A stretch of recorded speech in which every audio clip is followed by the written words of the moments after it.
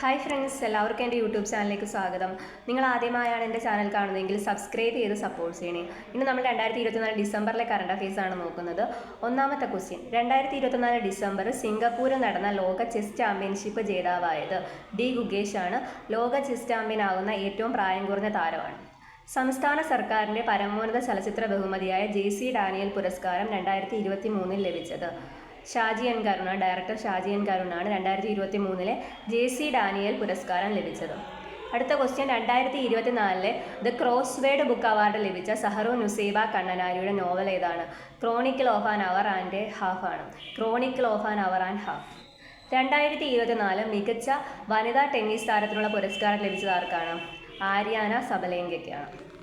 Chess ഗ്രാമം എന്നറിയപ്പെടുന്ന തൃശ്ശൂരിലെ മരോട്ടിച്ചാലിനെ ആസ്പദമാക്കി നിർമ്മിച്ച സിനിമ പോൺ ഓഫ് മരോട്ടിച്ചാലാണ്. പോൺ ഓഫ് മരോട്ടിച്ചാൽ. തൃശ്ശൂർ നഗരത്തിലെ ലാലൂരിൽ കേരളത്തിലെ ഏറ്റവും വലിയ സ്പോർട്സ് കോംപ്ലക്സ് നിലവിൽ വരുന്നത് ആരുടെ പേരിലാണ്?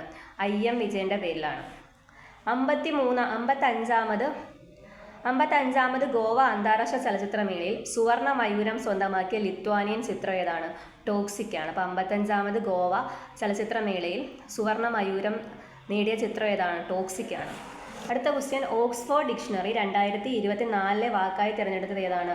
ബ്രെയിൻ റോട്ടാണ്. ബ്രെയിൻ റോട്ട് എന്ന വാക്കിൻ്റെ അർത്ഥം നിലവാരം കുറഞ്ഞ ഉള്ളടക്കങ്ങൾ സ്ഥിരമായി കാണുകയോ വായിക്കുകയോ ചെയ്യുന്നതിലൂടെ ഒരു വ്യക്തിയുടെ മാനസിക ഭൗതിക തലങ്ങൾ ഉണ്ടാകുന്ന തകർച്ചയാണ് ബ്രെയിൻ റോട്ട്.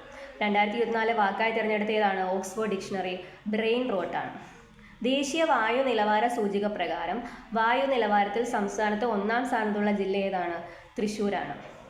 ഉന്നത വിദ്യാഭ്യാസ സ്ഥാപനങ്ങളിൽ സാമ്പത്തിക ബുദ്ധിമുട്ടുള്ള വിദ്യാർത്ഥികൾക്കായുള്ള പ്രത്യേക വായ്പാ പദ്ധതി ഏതാണ്? PM വിദ്യാലക്ഷ്മിയാണ്. Okay, thank you all.